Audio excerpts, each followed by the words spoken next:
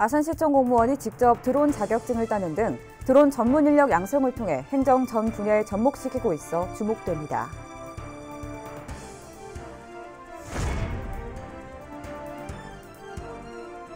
지난 1978년 준공된 세종시 금남면에 있는 성덕교가 약 40년 만에 개량됐습니다. 시민들의 불편이 크게 줄어들게 됐습니다.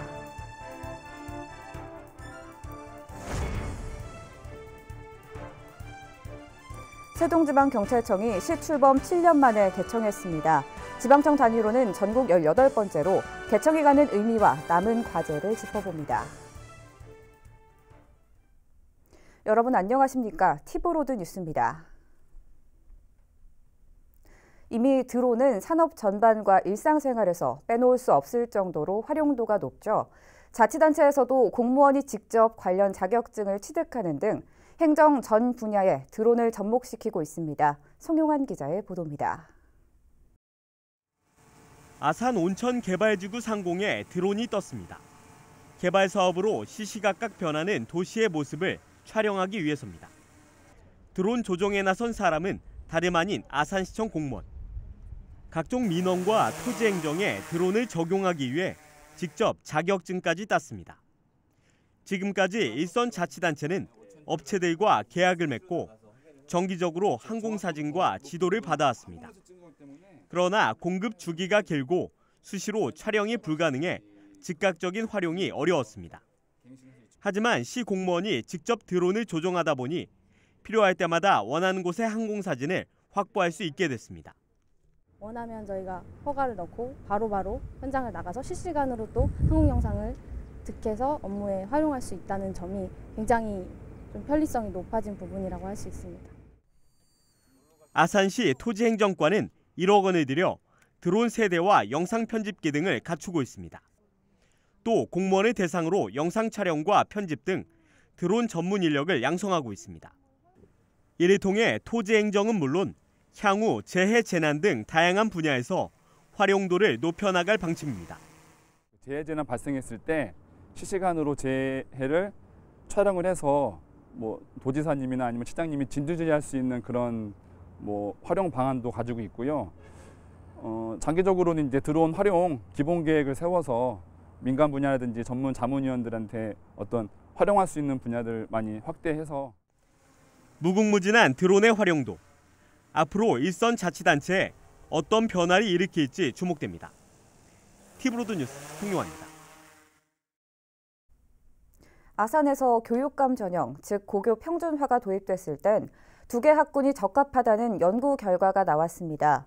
충남교육청은 충남대 산학협력단에 의뢰한 아산 고입제도 변경 연구 용역에서 학군 설정은 단일 학군 2개 구역, 배정 방법은 선 복수 지원 후 추첨 배정, 배정 비율은 학군 내 50%와 통합구역 내 50%로 정하는 것이 적합하다는 결과가 나왔다고 밝혔습니다. 또 신도심 지역 내 학교 신설 이전까지 한시적으로 정원을 증원하거나 고교 평준화 도입 시기를 학교 신설 이후로 설정해야 한다는 의견도 있었습니다. 한편 아산 지역 고교 입시제도 변경은 여론조사에서 평준화에 대한 65% 이상의 찬성과 조례 개정 등이 완료돼야 추진이 가능합니다.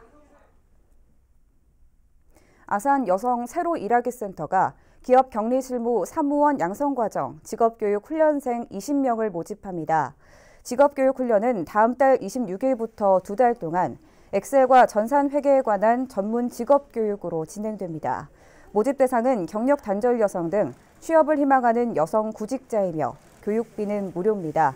모집은 오는 22일부터 다음 달 9일까지며 아산 여성 세일센터로 방문해 접수하면 됩니다. 천안시가 도로교통공단과 업무 협약을 맺고 오는 9월부터 천안에 운전면허 상설학과 시험장을 운영하기로 했습니다. 시는 천안 축구센터 내에 통신망 등을 구축해 오는 9월부터 운전면허 학과 시험장을 연중 상설 운영합니다. 현재 충남 지역에는 예산군에만 학과 시험장이 있어 시민들의 불편이 컸습니다. 상설 학과 시험장은 전국에서 울산과 전남 2곳에서만 운영되고 있으며 시군 지역에서는 천안이 처음입니다. 천안시가 최근 새로운 프로젝트를 발표했습니다. 인구 100만 도시를 위한 발전 구상인데요. 도로교통에 중점을 두고 있습니다. 천안시가 계획 중인 도로망, 어떤 모습일까요? 영상으로 꾸몄습니다.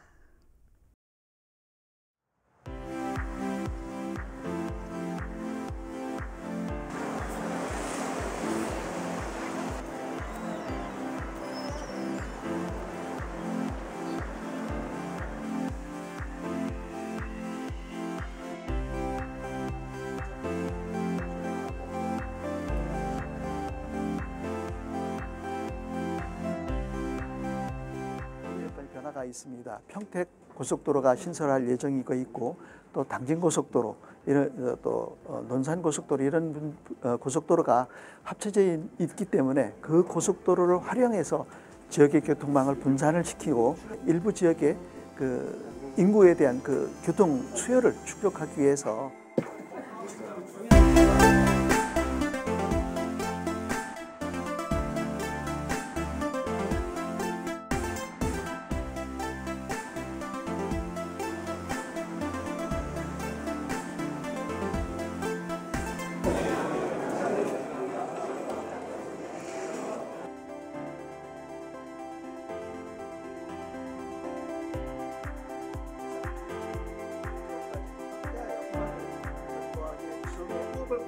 그냥 터미널만 딸랑 쓴다라면 무의미하기 때문에 그렇게 한 5, 6만 정도의 미니 신도시 도시개발 사업을 해서 같이 연계한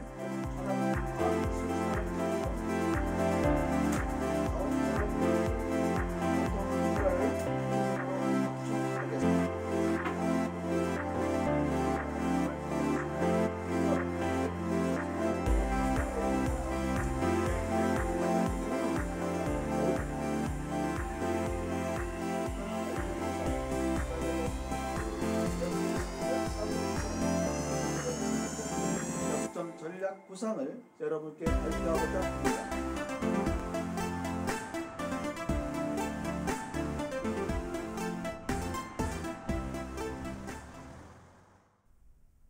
천안시가 일본 수출 규제 등으로 경영 악화가 우려되는 중소기업에 경영 안정자금 40억 원을 긴급 지원합니다.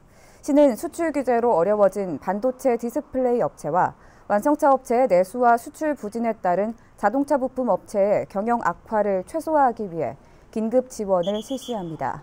희망기업은 천안시 기업지원과의 승인을 받아 은행 대출을 받으면 됩니다. 천안시가 노인복지시설과 재가 장기요양기관 종사자를 대상으로 노인 인권교육과 노인 학대 예방 교육을 실시했습니다.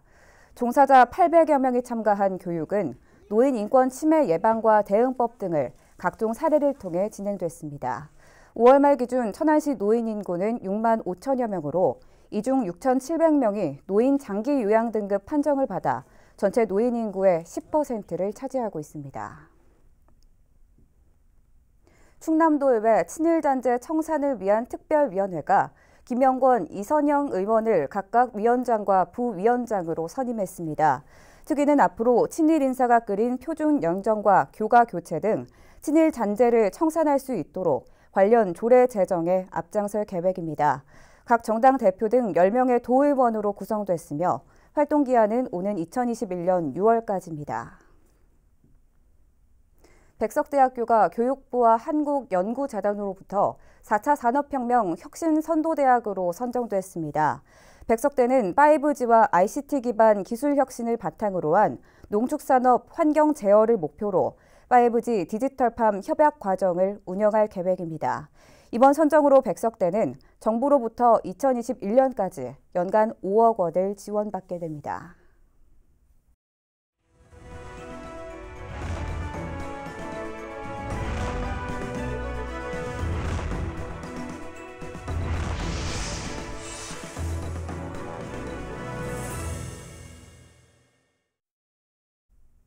세종시 금남면 성덕리 일대 주민들의 수건 사업인 성덕교가 새롭게 건설됐습니다. 40년 만에 개량 공사가 완료되면서 좁고 노후화된 교량을 이용하던 시민들의 불편이 크게 줄게 됐습니다. 보도에 김장섭 기자입니다. 지난 1978년 준공된 세종시 금남면 성덕교. 당시 홍수로 인해 용수천을 건너던 구모중학교 학생 15명이 희생되는 안타까운 사고를 계기로 건설됐습니다. 하지만 40년 가까이 시간이 흐르다 보니 노후화된 데다 폭까지 좁아 해마다 크고 작은 교통사고 발생이 끊이질 않았습니다. 그동안 비좁고 낡아 주민들의 불편이 이어졌던 성덕교가 40년 만에 다시 건립됐습니다. 세종시정 2기 100대 추진 과제 중 하나로 시비 108억 원이 투입됐습니다. 개량된 성덕교의 길이는 총 214m로 5m에 불과했던 폭은 11m의 왕복 2차선으로 확대됐습니다. 또한 시민들이 안전하게 건널 수 있도록 보행로도 마련됐습니다. 옛날에는 다리가 좁았고 또 좁기 때문에 사람들이 지나다니기가 아주 불편했었습니다. 그런데 지금 다리를 넓게 놓고 이렇게 잘 해놨기 때문에 인도도 잘 만들어 놓고. 성덕교 개통으로 금남면 성덕리와 도암리 등 800여 가구의 주민들이 편리하게 왕래가 가능해졌습니다. 그간에 도로폭이 좁고 노후돼서 교량이 좀 시민들이 많이 불편하셨는데요. 영곡리, 성덕리 인근에 한 1,600여 명 주민들께서 인근을 왕래하시는데 좀 더 편하게 왕래하실 수 있을 것 같습니다. 세종시는 성덕교 준공을 시작으로 앞으로 읍면지역 교통여건 개선에 박차를 가할 계획입니다. TV로드 뉴스 김장섭입니다. 세종지방경찰청이 세종시 출범 7년 만에 정식 개청했습니다. 지방청을 중심으로 한 수사체계가 구축돼 보다 질 높은 치안 행정을 펼칠 수 있게 됐지만 앞으로 풀어야 할 과제도 적지 않아 보입니다. 지방청 개청의 의미와 남겨진 과제를 김우순 기자가 취재했습니다. 세종지방경찰청이 개청식을 갖고 정식 업무에 들어갔습니다. 지방청 단위론 전국에서 18번째 개청으로 세종시가 출범한 지 약 7년 만입니다. 수도 치안을 책임진다는 막중한 소명의식으로 경찰이 시민이고 시민이 곧 경찰인 명품 세종경찰이 되겠습니다. 조직은 112 종합상황실과 경무과, 생활안전수사과, 정보과, 경비교통과 등 5개 과로 편성됐습니다. 또 지방청 산하에 정부 세종청사 경비대와 세종경찰서를 두고 있습니다. 지방청을 중심으로 한 수사체계가 구축된 겁니다. 세종시의 명품 도시에 걸맞는 명품 치안 속에서 평온하게 생활할 수 있게 되기를 기대해 봅니다. 하지만 앞으로 풀어야 할 과제도 적지 않습니다. 급한 대로 민간 건물 3개 층을 임대에 개청한 만큼 청사 보안 등의 한계가 있어 청사 신축이 무엇보다 시급합니다. 또 지방청 개청으로 경찰 인력이 100여 명 늘었지만 급증하는 치안 수요를 감당하기 어려운 만큼 추가 인력 확충이 요구되고 있습니다. 여기에 국가 시범도시로 추진될 예정인 자치경찰제 도입도 선제적으로 이끌어야 하는 과제를 안고 있습니다. 제대로 준비해서 멋지게 잘해내야 되는데 그렇게 하기 위해서도 또 세종경찰청이 이렇게 든든하게 또 이끌어주고 또 뒷받침도 해주셔야 가능한 일이 아니겠나 이렇게 생각을 해서. 세종시 출범 7년 만에 개청한 세종지방경찰청. 실질적 행정수도 위상에 걸맞는 치안 행정을 펼칠 수 있을지 주목됩니다. TV로드 뉴스 김우순입니다. 세종시가 오는 23일부터 25일까지 로컬푸드 활성화 교육에 참여할 수강생을 모집합니다. 교육은 오는 26일 로컬푸드 싱싱문화관에서 실시되며 로컬푸드 도입 배경과 목적을 비롯해 지역 농산물의 유통 소비 등 이론 교육과 가정에서 쉽게 활용할 수 있는 요리 실습으로 진행됩니다. 수강을 원하는 시민은 세종시 홈페이지를 통해 접수하면 됩니다. 세종시가 오는 23일부터 다음 달까지 8개 면지역 12개 마을에서 노인들을 대상으로 스마트폰 교실을 운영합니다. 교육은 문자와 사진 전송하기를 비롯해 화상통화하기와 인터넷 검색 등으로 진행됩니다. 올해는 스마트폰뿐만 아니라 폴더폰을 갖고 있는 시민을 대상으로도 교육이 진행되며 교육 효과를 높이기 위해 이틀에 걸쳐 실시됩니다. 자세한 교육 일정은 세종시청으로 문의하면 됩니다. 세종시교육청이 지난 9일과 10일 진행한 타운홀 미팅에서 청소년과 시민이 제안한 교육정책 389건을 반영하기 위해 검토에 들어갔습니다. 타운홀 미팅에서 학부모와 교직원, 시민들은 교사 역량 강화와 고등학교 교육력 강화를 세종 교육정책의 중요한 과제로 제시했습니다. 아울러 초중고 청소년들은 진로 진학 프로그램의 확대와 학생 자치활동 강화 등을 중점적으로 추진해 줄 것을 제안했습니다. 교육청은 제안받은 정책을 내년도 업무 계획에 반영하기 위해 검토에 들어갔으며 오는 10월 말에는 주요 업무 계획을 확정할 계획입니다.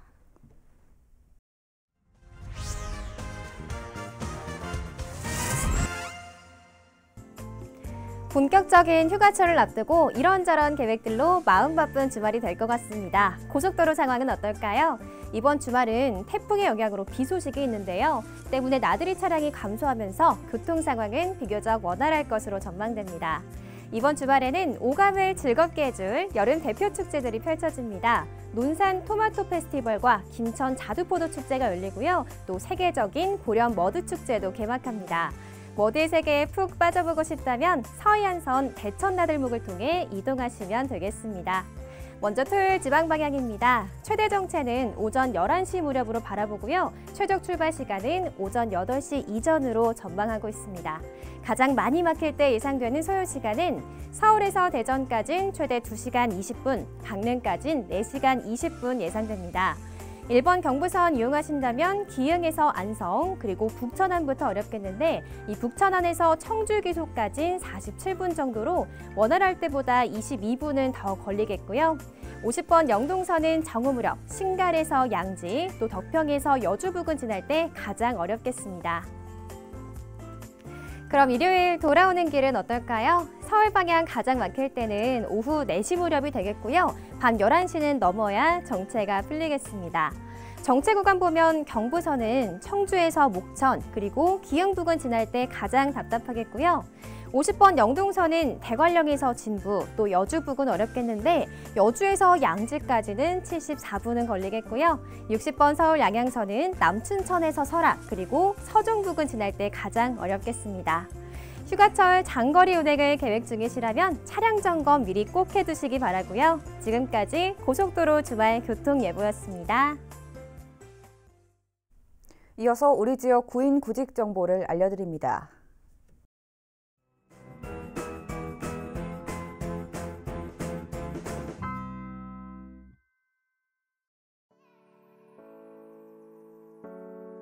주식회사 KTN114에서 전화 상담 업무를 담당할 직원 3명을 채용합니다. 직접 방문하거나 팩스 또는 이메일로 지원 가능하며 문의사항은 070-4364-8411번을 통해 안내받을 수 있습니다.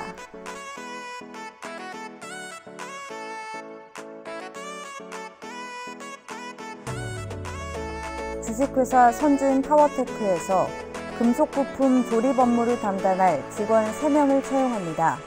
팩스 또는 이메일로 지원 가능하며 문의사항은 041-529-2856번을 통해 안내받을 수 있습니다.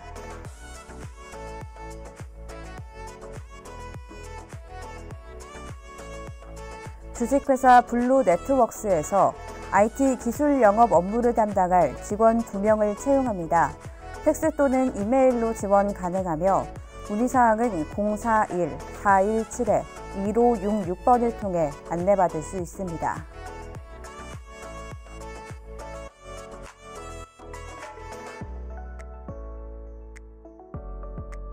주식회사 이피스퀘어에서 도장 및 피막 처리 업무를 담당할 직원 2명을 채용합니다. 직접 방문하거나 이메일로 지원 가능하며 문의사항은 041-588-5155번을 통해 안내받을 수 있습니다. 이상으로 뉴스를 마칩니다. 시청해주신 여러분 고맙습니다.